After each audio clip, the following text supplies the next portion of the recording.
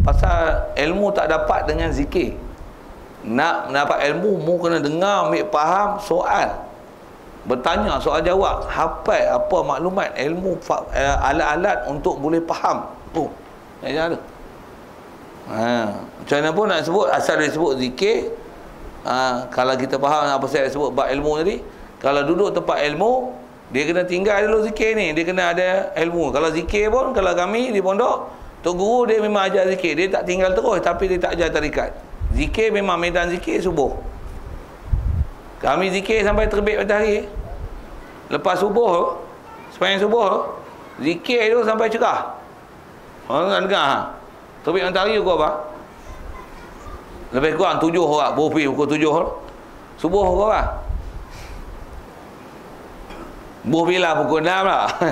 6 habis semayang, 6.20 zikir pukul 7. La ilaha illallah, la ilaha illallah. Saya lalu zaman tu. Kalau Tok Guru anda saja dia lambatkan sikit, pasal tunggu budak-budak apa, bukan semua boleh bangun awal kan. Dia seluruh lambatkan sikit. Jadi zikir tu taklah sepanjang mana kan. Tapi dia lambatkan sikit supaya orang boleh ramai turun jemaah. Lepas jemaah, memang lepas sembahyang subuh, sebelum baca kitab, zikir. Zikir ni memang selalunya sampai istilahnya cerah. Tengok orang tak payah buka lampu pun tengok, tu lambat. Tu lambat baru nak main. Tu hak baru tidur pun ada. Nak sebut apa? Zikir sampai tahap tu. Zikir. Tapi dia tak ajar tarikat. Nak apa dia tak ajar apa? Zikir dia tak ajar amalan zikir dengan tarikat. Tapi zikir, latihan zikir dia subuh. Tapi hari-hari dia tibai buat zikir. Allah sampai zikir tuan-tuan, sampai kami lah, kita tak biasa dulu dengan latihan zikir selama itu, rally yang sepanjang itu, sampai tengok Tok Guru ni zikir ke tidur, punya jahat perangai. Tu intai Tok Guru tu tidur, dia zikir. Zikir dia tuan-tuan tengok macam tak percaya siapa. Dia tasbih dia tuan-tuan 3 kali ni, 3 kali wayar ni. 3 kali wayar ni. Depan Malaysia bulan puasa dia buat keluar, selonggok dia buat dalam beg besar tu. Zikir lepas tarawih pegang tu. Kita pegang hak 100 saja. Dia pegang tu. Ada tu kata dia ada amalan tarikat lah. Tapi dia tak pernah ajak kami tarikat. Tapi dia latih kami dengan latihan tarikat dengan buat zikir. Tok Guru asuh kau nak. Itu yang kalau zikir, kalau saya zikir takat 100, 200, 300 tak ada masalah. Pasal kita dah terlatih benda tu. Baca kitab, baca Quran tak ada masalah tu. Macam mana pun nak sebut apa? Pasal ni lah disuruh mulut kita, lidah kita biasalah benda tu. Okey, macam mana pun Quran, kalau tak boleh baca, hadir majlis Quran. Zikir, hadir majlis zikir. Tiap marhaban apa-apa, hadirlah. Kita duduk majlis elok-elok. Majlis selawat. Sikit lagi pun kalau sebut hadis berselawat, antara kalau kami di pondok majlis selawat malam Jumaat. Buat apa? Istilah dia panggil baca burdah. Pasal malam Jumaat memang malam cuti, tak mengaji. Tunggu yang tak ngajar, memang lepas Yasin, zikir biasa ada kenduri. Lepas kenduri dalam pukul 9 suku 9.30 tu, naik atas madrasah, buat apa? Baca berjanji, baca selawat, baca burdah. Macam dia orang duk nasyid Yahanana tu lah kan. Allah. Untuk selawat lah. Allahumma salli wa sallim wa barik alaih. Baca riwayat-riwayat sejarah Nabi sebut selawat pula. Lagi salah seorang tekong baca lah, sallu ala nabiyikum ayyuhal hadirun wa sallimu alaihi wa taslimu taslima. Allahumma salli wa sallim wa barik alaih. Lagi baca lah, Maulaya salli wa sallim daiman abada ala habi. Malam Jumaat, malam selawat. Memang kalau buka kitab malam selawat. Kami selawat gila punya malam Jumaat. Sampai pukul 2 pagi. Hak hero tekong memangnya tu. Amalan dia tak minggu. Saya tak sampai pukul 2. Okey. Tapi malam Jumaat memang meriah dengan burdah dan selawat. Tak payah pasang, bukan pasang hak keset tu, live.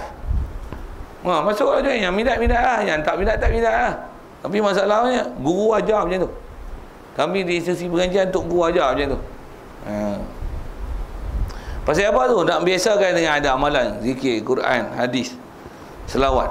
Baik, lagi. Dan antara kerja mulut kita yang disuruh buat adalah menyuruh engkau dengan kebajikan dan melarang daripada kejahatan. Bahasa lain dia, jadi istilahnya disebut amar ma'ruf nahi mungkar.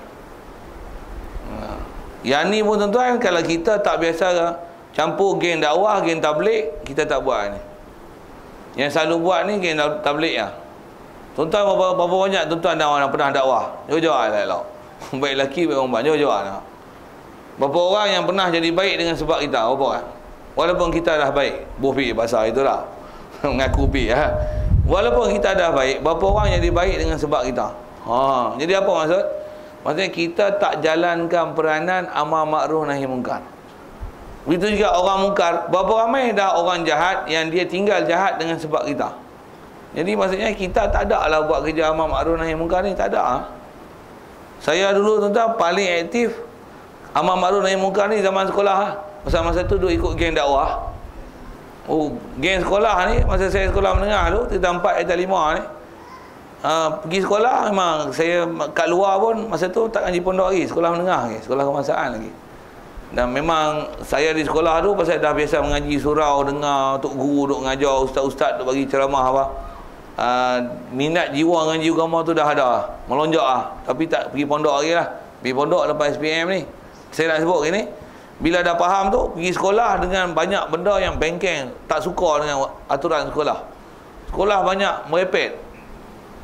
Duduk selang laki perempuan, perempuan laki, laki perempuan, perempuan laki, penin. Tengok perempuan. Yang perempuan dia tengok laki. Faham? Betul kan macam tu kan?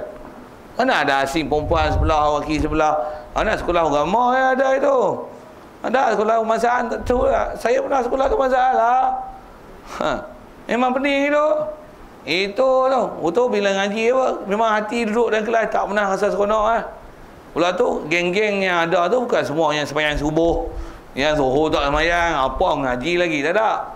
Buat apa? Pergi, waktu nak tukar gelas tu kerana cikgu tak datang, waktu paling best. Buat apa? Dakwah. Pergi, ngimpit, duduk meja sebelah, sembang. Sembahyang subuh tak? Zaman saya sekolah dulu, saya banyak dakwah zaman tu. Zaman lah ni saya dakwah mengajar lah. Nak jumpa orang, dulu rajin juga, duk keluar-keluar ikut geng tabligh, rajin juga lah dulu. Dan ni tak ada lah. Tapi nak pergi jumpa personally, tak susah lah ni. Saya sebut saya. Tak ada. Ada pun terkenang dulu-dulu Dulu memang saya antara pengurusi Persatuan Belajar Islam, PPI. Dan guru paling anti saya pasal mulut laser. Mulut laser. Kalau memang baca doa, kita pengurusi majlis assembly apa, kita diminta pengurusi, selalu kita pun reti sikit baca Quran apa pandai masa tu, baca doa. Sehari mula berharap buah Melayu. Dalam hak Melayu tu tikam rata tu. Perangai pada dulu Saya nak cerita apa ni, tujuan pun maksud apa, nak amar ma'ruf nahi mungkar. Yang tu buat ada gamalan ni dengan mengajak lah. Sepatutnya mulut kita situ. Lagi pula amar ma'ruf nahi mungkar ni mungkin nampak macam garang sikit kan. Sama sikit teman. Dan memberi nasihat engkau akan orang Islam. Bagi nasihat. Jadi amar ma'ruf nahi mungkar ni sebenarnya nasihat lah. Nasihat. Mai kat rumah kita tengok siapa mai. Jiran apa tak kira lah. Apa benda yang istilahnya benda tak elok tu kau. Ni pakai baju lawa tu. Puji lu. Kedah dakwah pun mula-mula memang dia kena jack lu. Angkat lambung tinggi bau katok sedap teori. Pakai baju lawa lah, tapi awak ketat sangat. Perempuan kan orang jantan pun mana boleh pakai tu. Ketat tu. Dalam rumah tak apa lah, ni keluar rumah mau pakai itu. Ya kan. Dia pun tersipu-sipu. Tak apalah. Jangan duk pakai itu, penin. Aku tengok pun penin. Jangan orang jantan tengok hang lagi penin. Jangan buat gitu. Hang pun ada tok lelaki ada lagi. Sagi orang minat buat lari hang, tok lelaki hang kata apa? Tega lah. Okey, jangan duk buat lagi lah. Salah tu. Ada kita buat kerja tu. Kadang-kadang kawan-kawan, tapi depan dia tak nasihat, belakang dia. Abang dia ke sebelah ketat. Ni berbulu ai tengok. Lah nasihat lah. Ngumpat tu kita belajar apa ngumpat tu. Ngumpat tu sebut Kalau suami bagus tak apa. Ngumpat tu buat apa? Cerita kat aku. Tak cerita pun tak apa. Saya cerita aku geram orang tahu. Sajalah nak kata jangan ngumpat tu. Tak payah cerita kat saya benda tu. Buat apa? Tengok dia tak elok, tegur lah. Allah, nanti dia kata apa pula? Lah, nak bagi dia baik, dia nak jatuh parit. Selamat dia. Bagi jatuh, jangan bagi jatuh parit. Kan benda baik tu. Apa nak masalah? Cakaplah bahasa elok. Orang perempuan pula. Cakaplah bahasa elok kat dia. Boleh? Cubalah. Cuba. Memang kejap. Memang kena macam tu. Kena macam tu kan. Saya sebut tu pasal saya pernah buat kerja tu dulu. Semua lah ni dia tak aktif apa tu. Ngajak letih ngajak. Tu pun tak ada lah. Pasal dakwah tu dia pada payah. Ngajak saya kat pondok ni dah jadi tahap fardu ain. Tak ada orang boleh ngajak. Malaikat ada bab ilmu tu saya boleh ngajak. Orang lain tak boleh lah. Mana nak dakwah orang. Tak ada bagi dia orang lah dakwah. Okey, saya ngajak ni saya tak ada masa nak jumpa dia orang ni. Hampa lah kena maintenance bahagian ni, bahagian disiplin, bahagian ni. Hampa ajak budak-budak tu bagi jadi baik. Jangan pukul jangan tumbuk dah. Tak boleh, tak betul. Tambah pula lebah mata sampai patah-patah gigi, sampai patah-patah hidung. Tak ada, tak kena gaya tu. Pulas tangan tergeliat lah. Jenuh berurut. Bukan dia ajak macam tu. Kita ajak dia dengan nasihat. Ajar dia bagi dia faham akidah, bagi dia reti Islam. Bagi dia kenal Allah Ta'ala, kenal Rasul, cinta Allah, cinta Rasul. Bagi dia faham tentang matlamat hidup kita ni, mati balik akhirat, cerita buat akidah tu. Jangan jemu. Tu kaedah nak bagi baik orang. Saya tak ada nampak kena buat. Jadi saya tolong tunjuk dia orang jalan baik lah. Saya tak ada. Macam mana pun saya ambil saham tu lah. Kita maintenance besar, ambil saham je lah. Tolong ni cerita. Kod dia orang tak ada semangat, saya lagi semangat sikit. Saya boleh buat tu lah. Tak ada dah nak suruh. Macam mana pun mulut kita memang kalau ikut kena pergi buat tu. Jadi kalau ada benda-benda tak kena, duduk nasihat. Nasihat lah. Mana benda kita tengok, tak sedap tengok lah ni. Zaman saya sekolah menengah dulu, saya memang saya siti kat tu. Tengok kawan, zaman saya dulu, jenis rambut ada ekor kura. Ekor kura tu. Ada hak belakang tu, dia ada hak conek belakang tu. Ni ekor macam kura, potong buang lah. Awak megah kan okay, tu. Zaman saya tu jenis pakai seluar sekolah tu, dia suka pakai sapu tangan merah. Allen key. Zaman saya sebut zaman saya ni. Saya pun tak erti babak tu. Pakai ada Allen key tu. Kalau ada line merah tu, maksudnya tu satu geng tu. Ada geng tu. Kata apa megah ni, barat lah. Masa tu kaki ngentam masa tu. Sampai salah. Sampai dia tak sembahyang, dia sembahyang. Dan memang kita disuruh mulut tu lah, kita nak buat apa lagi? Kita pun bukan label mengajar lagi masa tu, budak-budak lagi duk kawan. Jadi kita tengok mana orang yang tak sehaluan dengan kita, bagi dia satu haluan. Dan memang kita diajar untuk beri nasihat akan orang Islam. Sikit lagi kalau tambah, nasihat ni maksudnya apa? Nasihat ni maksudnya kita nak supaya nikmat yang dia dapat dan apa saja yang ada pada dia, kalau dia salah guna, dia boleh letakkan pada tempat yang betul. Macam tu kot bahasa pendek istilah nasihat ni. Kalau bahasa Arabnya, dia lah iradatul khair liman suhlah. Kita nakkan supaya ada kebaikan kepada orang yang dinasihati. Istilah baik itu macam mana? Tepat dengan kaedah syarak.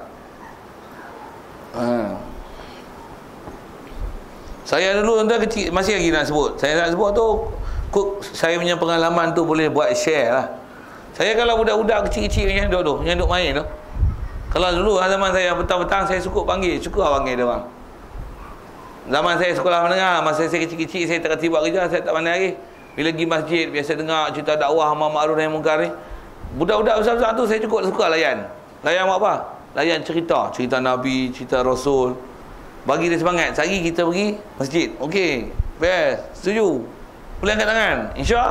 Insya-Allah. Pakar motivasi zaman tu. Kalau budak-budak main tu, lagi kita pun bawa basikal. Jom, okey, jom kita duduk saat. Okey. Nak dengar cerita Nabi? No. Dia orang panggil saya, ada yang abang macam tu, panggil abang tu member. Nak dengar cerita Nabi? Okey. Cerita Nabi ni, cerita pula tu tahu gaya buat suspend apa. Okey, nak sambung lepas maghrib ni kat surau. Jadi kita umpan ni tu. Zaman saya tu sampai budak-budak yang umur 13, 14 ni, asalnya budak buah sampai boleh pakai serban. Masa tu tengah aktif lah dalam bab dakwah ni. Saya sebut pengalaman yang ada. Lah ni tak ada dah. nak jadi macam tu. Tolong tolong bagi jalan je lah kat dia orang, bagi ajak itu. Hak tu hak budak-budak saya tak ada. Tak ada ni bagi orang tua lah pula. Cuma saya tak duduk kat tuan-tuan. Kalau tuan-tuan duduk dengan saya ni, lama tuan-tuan semua ke sabar ni. Ya, saya abang betul. Saya kami di pondok Tok Guru buat tu. Budak pondok memang main pondok mesti kepala botak.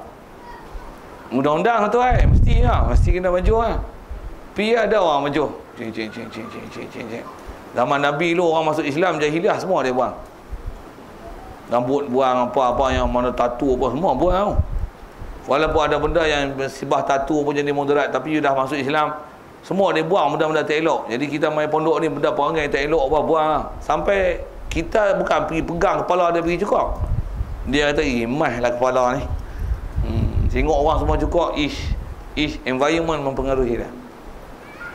Sampai kalau dia tak cukup, dia susah payah, dia akan susah hati. Semua botak, aku tak botak. Botak. Siapa boleh cukup? Siapa boleh cukup? Nak kena cari pisau dah. Tak payah pisau peri lah. Mai ni 3 minit licin. Saya boleh buat. Saya terror buat tu. Antara pakar cukur kepala pondok, saya lah antara ya. Tok Guru saya terror lagi. 1.5 minit satu kepala. Ada kawan jenis cukur sendiri, dia cermin tu. Nak cerita apa? Cerita cukur kepala. Nak cerita benda-benda baik tu. Macam tu. Tu saya kata kalau Tok Guru dia asuh tu botak, serban, yang dulu tak pernah kain pelekat sedia. Tak biasa pakai luar main macam tu. Yang serban daripada tak reti serban sampai beli serban, pakai serban sampai serban ni jadi dah daging. Mandi pakai serban, basuh kain, serban atas kepala. Main bola pakai kain pelekat dengan pakai serban. Tuan-tuan kot saya tengok pergi pondok. Nak cerita apa tu? Asuhan.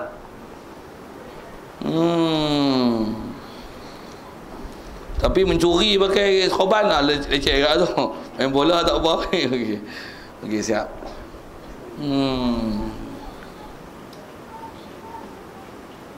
Jadi semua kita duk sebut tu ialah masalah mulut, lidah kita. Jadi aktifkan dia, peranankan dia untuk menyebut benda-benda baik. Satu sikit lagi tuan-tuan, dah sebut benda baik nasihat ni. Dengar sikit. Saya yang ni pun saya ngaji Tok Guru banyak nasihat macam ni. Apa dia? Kita dalam nak buat usaha kita baik Tuhan, baca Quran apa tu, dan kita nasihat ni maksudnya kita nak bagi jadi orang baik Tuhan. Dan jangan tak tahu bila kita nak bagi orang jadi baik ni macam-macam bukan semua orang terima cakap kita. Ada orang kita cakap benda baik pun orang tak suka tu. Kemudian ada istilahnya sampai kadang-kadang kita tahap dia istilahnya putus asa. Bahasa lah putus asa. Kita tak diajar putus asa sebenarnya. Dan saya nak sebut ni lah, inilah ayat orang Melayu selalu sebut. Dan saya nak sebut ni, jangan sebut perkataan ni. Pasal kita tak diajar sebut perkataan ni tau. Apa dia? Kalau katalah ada anak, memang dia ni kerana dia malas sikit. Mak dia sampai tak larat nasihat dah, boh pilah dengan batal itu kan. Mak dia selalu kata apa kalau dia malas nasihat? Hantar nasihat ke anak sikit ni, suruh baca rajin apa. Dia kata apa? Tolong jawab boleh tak? Boleh tak tolong jawab? Selalunya apa ibu-ibu yang bila dia tak mau, tahap dia sampai tahap tak mau nasihat anak. Dia kata apa? Selalunya ajak macam ni, dia kata berbuih mulut lah. Betul cakap itu lebih kurang kan. Berbuih mulut dah suruh. Tu tak mau tu lah. Tak. Ayat tu tak sepatutnya keluar. Tu macam putus asa tu. Saya ngaji ada Tok Guru pantang semua dengan ayat tu. Pasal kita tak diajar dengan istilah berbuih mulut. Buih mulut betul-betul padang dengan muka. Dah yang minta berbuih mulut, padahal tak pernah berbuih pun. Padahal pun tegur pun rasanya tak ada hari-hari lah, sekali-sekala lah. Tapi mungkin baru 2-3 kali, mungkin ada kekerapan juga lah kan. Tapi kita putus asa tu sampai berbuih mulut. Sepatutnya buku itu bukan sikap kita. Sikap kita macam mana? Selagi dia tak berubah macam mana kita kendaki, kita dah buat macam-macam cara, kena buat muhasabah macam ni. Bukan istilah memputus asakan diri kita dan istilahkan berbuih mulut, tapi kaedah dia macam ni. apa lagi cara aku nak buat bagi dia nak ikut? Macam mana nak buat? Dia mesti ada benda kita tackle tak kena. Macam benang mesin pol, macam mana nak buka? Ustaz jawab tak?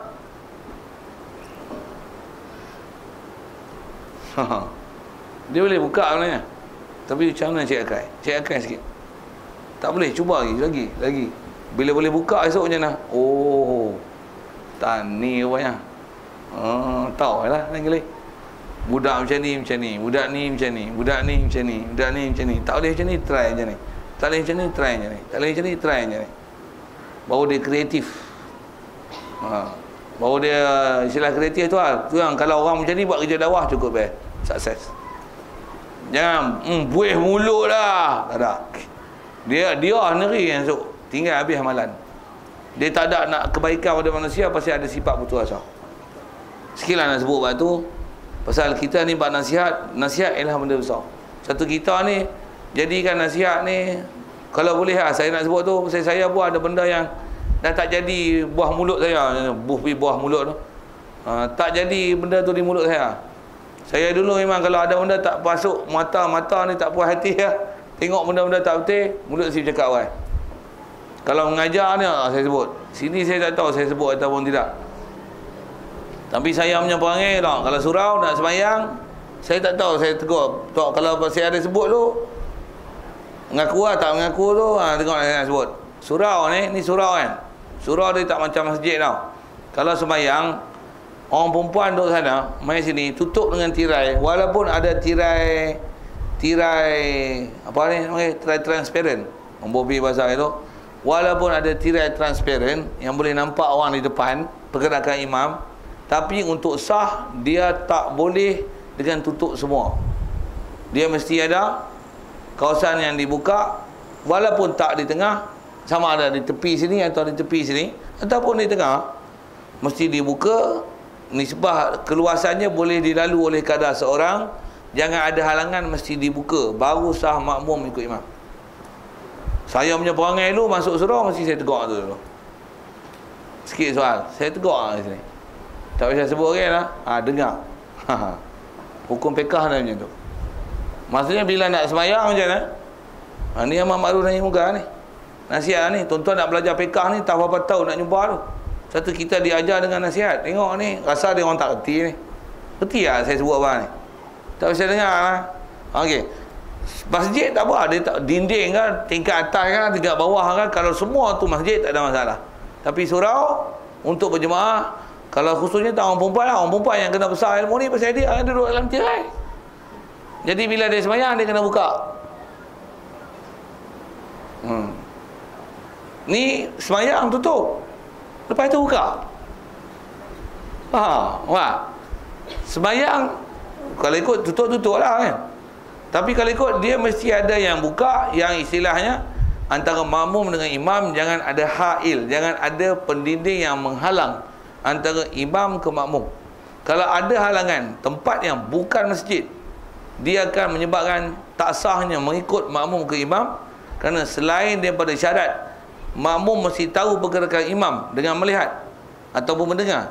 Antara syarat dia jangan ada halangan untuk makmum pergi ke imam. Jadi apa-apa halangan, walaupun tirai alah kalih terbuka lah, buka. Walaupun ada pintu, alah buka lah, bukan dok kunci, buka. Pasal syarat dia jangan ada halangan.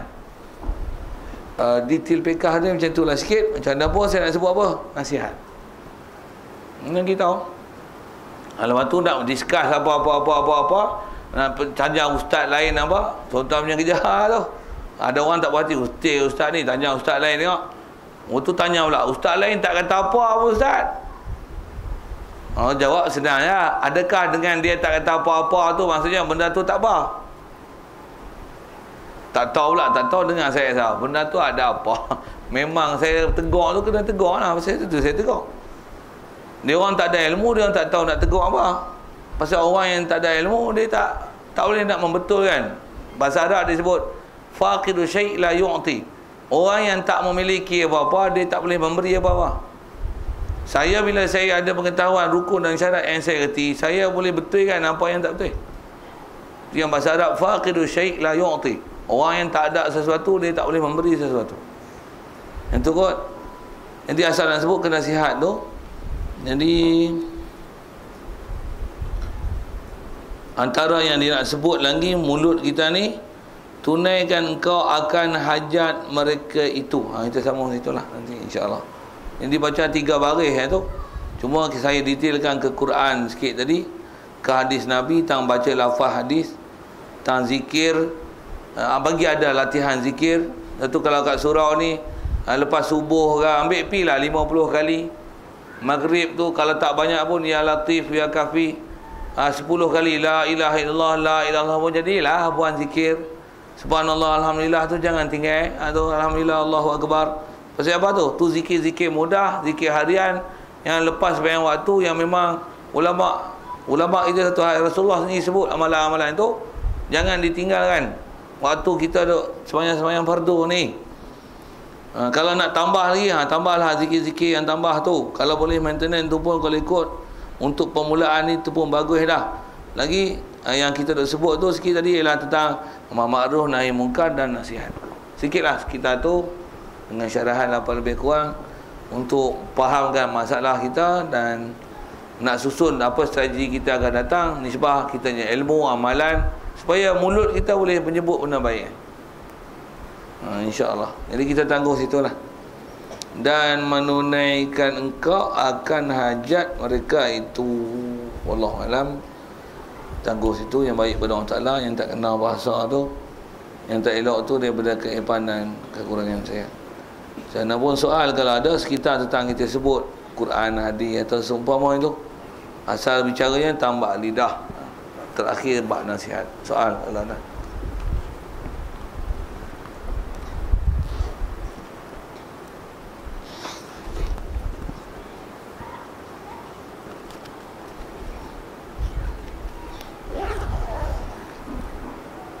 A'udzubillahi minasyaitonirrajim. Bismillahirrahmanirrahim. Allahumma nawwir qulubana min nur hidayatika kama nawwartal arda min nur syamsika abada bi rahmatika ya arhamar rahimin.